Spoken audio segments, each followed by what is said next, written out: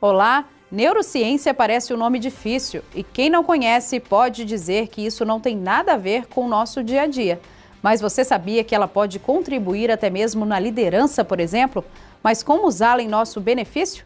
Sobre isso eu converso agora com a psicóloga e coaching Cristiane Bianchi. Cristiane, obrigada por estar aqui conosco no Trabalho em Revista. Eu que agradeço a oportunidade. Cristiane, vamos falar então sobre a questão da neurociência. Para quem não conhece o termo, o que isso significa?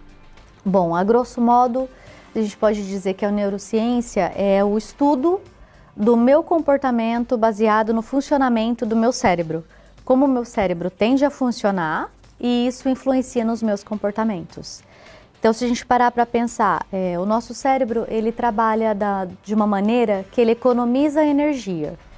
Ele é o que mais gasta energia do nosso corpo inteiro. Então, para ele economizar energia, ele tende a automatizar os nossos comportamentos. Então, a neurociência estuda essas automatizações. Então, eu acabo padronizando comportamentos e eu faço eles sem sequer pensar. Quando eu estou caminhando, eu não penso, coloco um pé na frente, um pé atrás, um pé na frente. Não, o meu cérebro ele já sabe como que faz o caminhar. Então, é o piloto automático? É o piloto automático. E quando a gente fala, por exemplo, de neurociência no ambiente de trabalho, tem tudo a ver? Tem sim. Porque eu começo a policiar os meus comportamentos, eu começo a estar mais presente no meu ambiente de trabalho. Então, se eu não tenho noção de como o meu cérebro funciona dentro do ambiente de trabalho, eu tendo a não questionar o que eu estou fazendo. Então, eu acabo me sentindo autosseguro o suficiente, já sei tudo. Então, eu acabo só repetindo aquilo que eu já tenho um hábito e eu acabo cometendo mais erros com aquilo. Agora, quando não, eu tenho ciência de que isso pode acontecer, eu acabo me policiando, acabo prestando mais atenção no meu comportamento, acabo prestando mais atenção nos detalhes, em algum relatório, e eu não deixo isso virar automático. Neurociência pode ajudar, de certa forma, em casos de estresse, ansiedade? Sim, muito. Muito. Quando eu começo a me olhar, eu começo a perceber e eu começo a sair um pouco desse piloto automático, eu começo a cuidar um pouco mais da minha saúde mental, um pouco mais da minha saúde comportamental. Então eu acabo ficando menos estressada, menos ansiosa.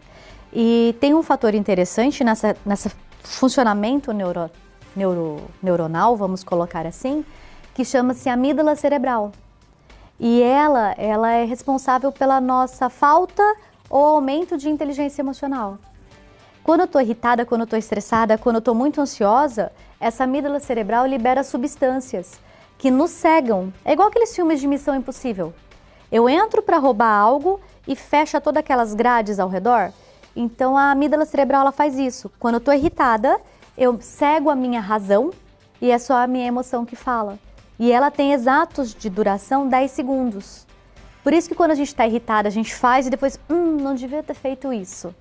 Por causa da amígdala cerebral. Então é o funcionamento do nosso cérebro que nos estressa e nos faz nos comportar dessa maneira. Perde um pouco o foco também? Muito.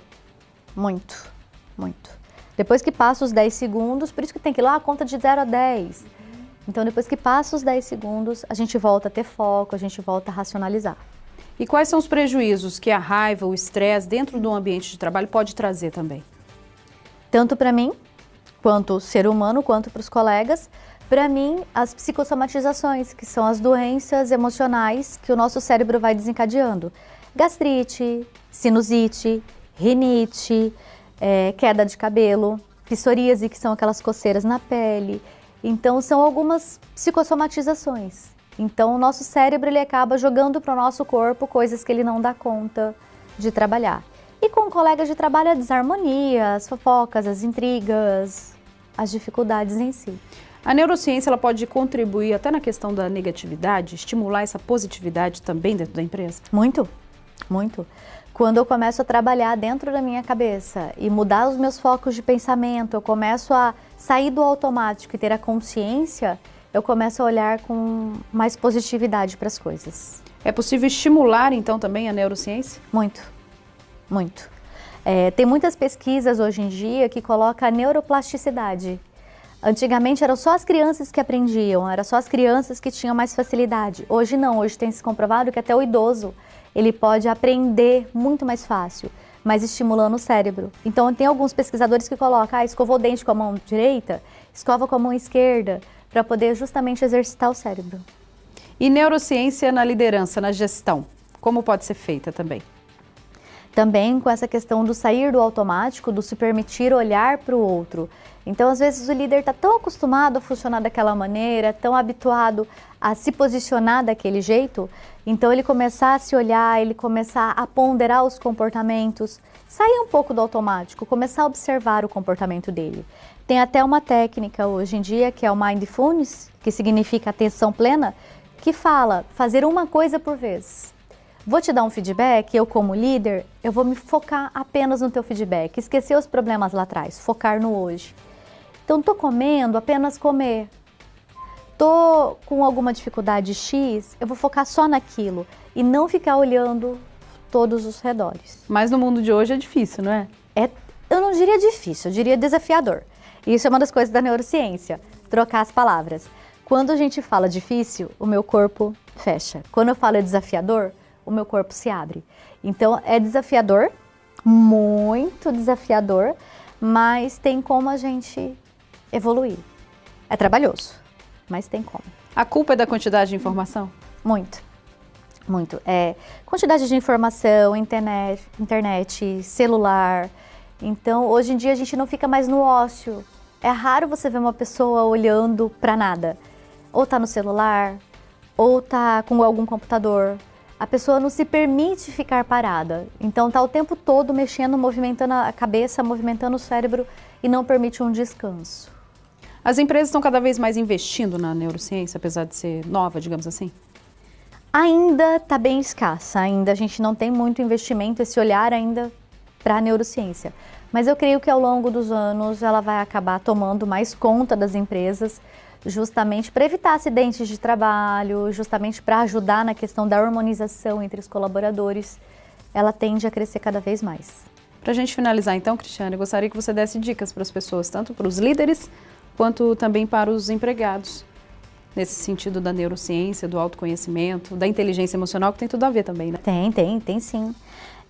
Sair um pouco dessa automatização. Como que eu saio da automatização? Racionalizando mesmo, trazendo para o meu racional. O que eu tenho feito? O que eu estou comendo?